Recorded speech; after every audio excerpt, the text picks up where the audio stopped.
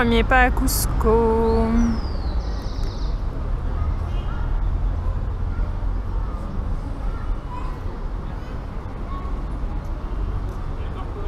Je sais pas si on me voit bien, mais c'est pas grave. Bonjour à tous, bienvenue sur My Travel Project. Je te retrouve pour une nouvelle vidéo au Pérou. Aujourd'hui, je suis à Cusco. Dans un état de zombie, parce que j'ai pris un bus de nuit pendant 11 heures et que j'ai pas réussi à dormir. Trop bien. Enfin bref, je suis à Cusco pour les 2 prochains jours et après je pense que je vais rester dans cette région, dans la région de Cusco pendant peut-être bien 5 jours, je pense, le temps de faire la vallée des Incas, d'aller au Machu Picchu bien sûr, vers Ollantaytambo et puis de faire une étape avant de redescendre en fait vers la côte, vers Ica, Paracas et Lima. Mais bon, l'itinéraire n'est pas encore complètement défini. Donc aujourd'hui, je vais visiter Cusco surtout. Donc là, je suis sur la Plaza des Armas, donc la grande place principale de Cusco. Je pense que je vais aussi aller visiter le musée du Machu Picchu parce que apparemment, c'est quand même une bonne introduction en fait avant d'aller tout simplement au Machu Picchu. Donc voilà, c'est le programme pour l'instant. Donc je t'emmène avec moi. Comme d'habitude, la place principale dans les villes péruviennes s'appelle la Plaza des Armas. Celle-ci est vraiment grande en tout cas par rapport à celle d'Arequipa. Il y a une autre église là, une là. Il y en avait une dans cette rue là. Bref, il y a de quoi faire. C'est vraiment joli ces arches là. Ces petits passages. Quoi? Ah ouais. Les mecs ont même stylisé leur lampadaire.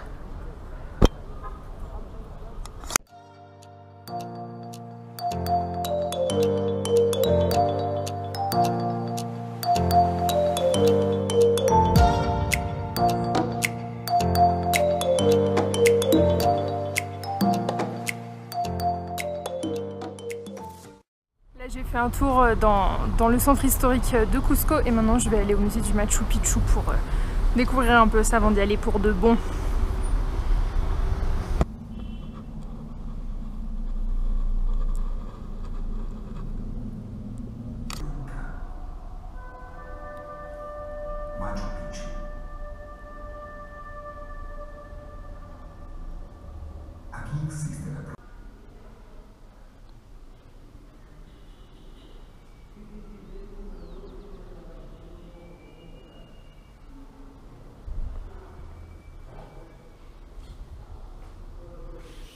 Templo principal. Su masivo altar de granito mide 5 metros de longitud y casi 2 metros de altura.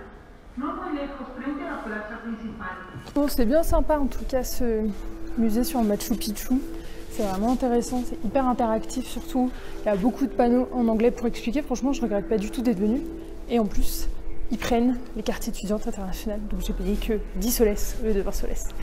Et ça c'est cool. Le bâtiment est vraiment sympa aussi, enfin il est vraiment beau je trouve. C'est une ancienne, je suppose, maison coloniale. De toute façon moi j'adore cette architecture là donc... De toute façon moi quand je visite des villes, je trouve que les villes quand tu les visites, c'est comme le fromage en fait, il faut que ça ait du caractère. Parce que genre une ville où t'as l'impression qu'il n'y a pas eu d'histoire, qu'il n'y a pas d'ambiance, bah ça te donne pas envie de rester quoi. Pour le déjeuner on fait classique, ceviche et bière. Bon, je viens de finir de déjeuner et là j'ai décidé de partir dans le quartier de San Blas qui en fait est assez connu pour ses façades blanches comme ça avec les encadrements de portes et les fenêtres qui sont bleues. Alors là c'est bien parce qu'il y a 2 minutes il y avait des taxis partout là et là il n'y a plus personne. Il y a aussi pas mal de boutiques et de restaurants, donc de boutiques un peu touristiques, mais je trouve ça super agréable comme quartier. Je suis arrivée sur la place de l'église de San Blas, donc on voit mieux ce dont je parlais, donc les murs blancs avec les portes et les fenêtres bleues.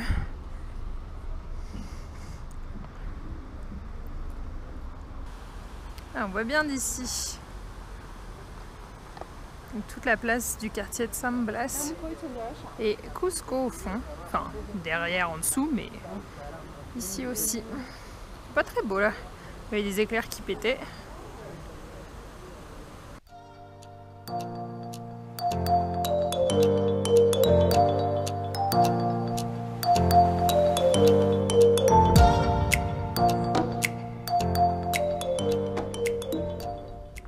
Hello, donc là c'est mon deuxième jour à Cusco et aujourd'hui je commence à visiter la vallée sacrée en fait, donc la vallée des Incas tout simplement. Et bon là j'ai commencé assez simple, c'est-à-dire que je suis à juste 3 km de Cusco au premier site qui s'appelle Sacsayhuaman, mais je te l'écrirai dans l'écran parce que mon accent Inca doit pas être des plus géniaux. Et je vais commencer avec une visite très locale. Je vais encore te montrer des lamas et des alpagas. Ça me fascine et comme dirait ma pote Aurélie que tu as déjà vu dans une de mes vidéos, ce sont les animaux de la création.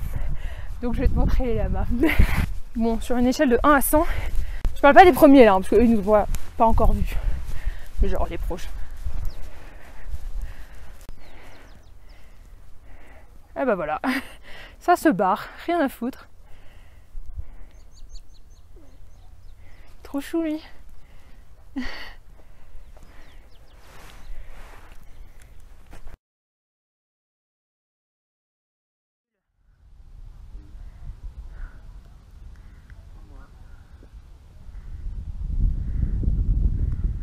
Donc c'est pas l'un des sites les plus grands de la vallée des Incas, mais c'est quand même pas mal.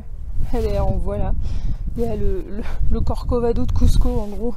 C'est littéralement une réplique du Corcovado de Rio.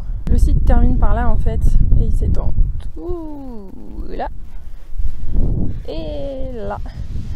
Donc je pense qu'en montant là, on aura une belle vue. Et donc pour t'expliquer un peu ce que je vais faire dans les prochains jours, donc là je vais visiter ce site là. Juste après je vais aller au site de Pisac qui est à 10 km à peu près de Cusco. Demain je te dis pas ce que je fais, c'est une surprise parce que c'était pas du tout prévu. Et dans 2 jours je pars en excursion pour voir encore quelques sites dans la vallée sacrée.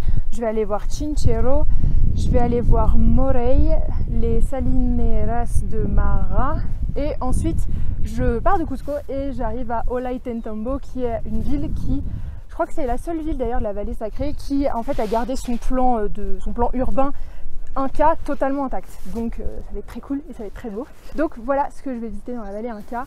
Alors il y a énormément de sites dans la vallée des Incas. Pourquoi je dis la vallée des Incas? Il y a énormément de sites dans la vallée sacrée, sauf que bah voilà, au bout d'un moment on ne peut pas tout faire. Donc voilà, c'est les sites que je vais faire. Si tu es déjà venu ici, dis-moi en commentaire les sites que toi tu as visités, ça m'intéresserait.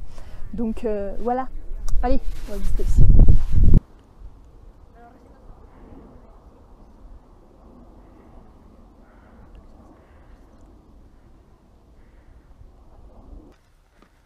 Ils ont trouvé intéressant cette de Boulogne. C'est le... Là, je suis sur une immense esplanade du site. Et le problème, c'est que je ne sais pas du tout ce que c'est. En fait, il y a beaucoup de guides ici, un peu genre en libre service. Enfin, en gros, tu as des guides qui restent sur le site toute la journée, qui te proposent des visites guidées. Bon, moyennant quand même finance, hein, on s'entend. Sauf que c'est très bien pour eux, mais le problème de ça, c'est que t'as pas du tout de panneau explicatif. Donc bon, moi j'ai juste ce qui est écrit dans mon guide et forcément c'est un peu succinct.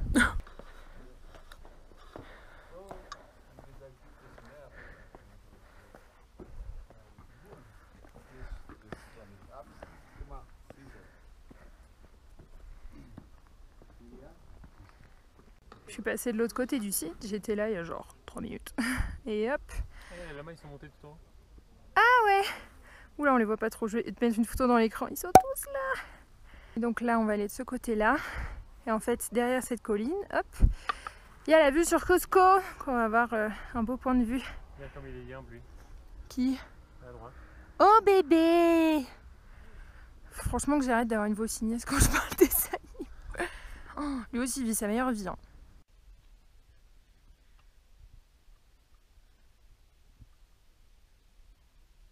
Et là voilà la vue sur Cusco.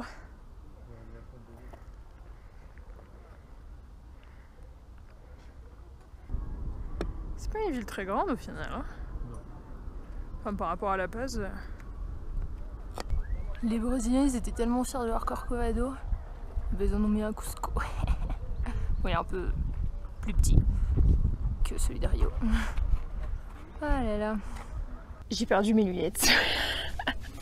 Ce truc qui n'arrive qu'à moi. Je ne sais pas comment je les ai perdues, je ne sais pas quand je les ai perdues. Enfin, je sais juste que c'était sur le site de Saxa Wayman que je les ai perdues, mais comment, dans quelles conditions, j'en sais rien. En plus, c'est pas mes lunettes, c'était celles de mon mec, parce que moi j'ai une malédiction depuis un an. Soit je perds toutes mes lunettes de soleil, soit je les casse. Alors j'ai de la chance dans mon malheur, parce qu'à chaque fois c'est des paires qui sont pas de marque, qui sont pas chères. C'est les lunettes de merde que j'achète sur les marchés, quoi. Mais bon, là en l'occurrence, bah, c'était quand même des lunettes de marque, donc voilà. Bref, c'est pas si grave, je préfère perdre des lunettes de soleil que mon passeport ou ma GoPro, ou voilà. Donc on va dire que c'est pas trop grave, c'est juste chiant, surtout que c'était les siennes. Mais bon, il y a pire dans la vie. Tout ça pour te dire que je porte ma casquette de beauf et que je suis arrivée au deuxième site que je vais visiter aujourd'hui. En fait, je savais pas qu'il était à côté, mais il est compris dans le ticket qu'on achète. En fait, il faut acheter un ticket, enfin un boleto turistico qui donne accès à 12 sites, je pense, de la vallée sacrée. 16. Voilà. Merci la correction. Donc, il donne accès à 16 sites. Et en fait, juste à côté de Sacsay Wayman, il y en avait un deuxième qui s'appelle Kenko, que je visite en ce moment, mais genre, qui est très petit par rapport à Sacsay Wayman. Donc, je vais te montrer ça. Minuscule ce passage. Faut pas être trop gros. Je suis pas gros.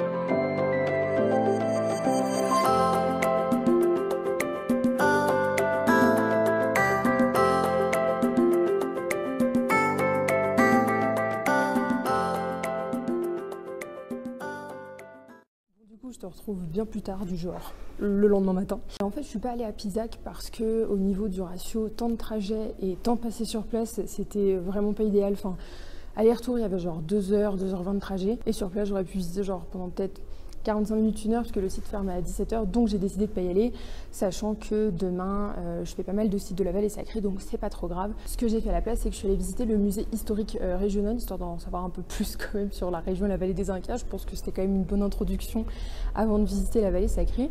Et du coup, je voulais te parler du boleto que tu es obligé d'acheter pour visiter certains sites ici, parce que moi, je l'ai eu quand même à un super bon prix, donc je voulais t'en parler. Donc voilà le boleto, il se présente comme ça.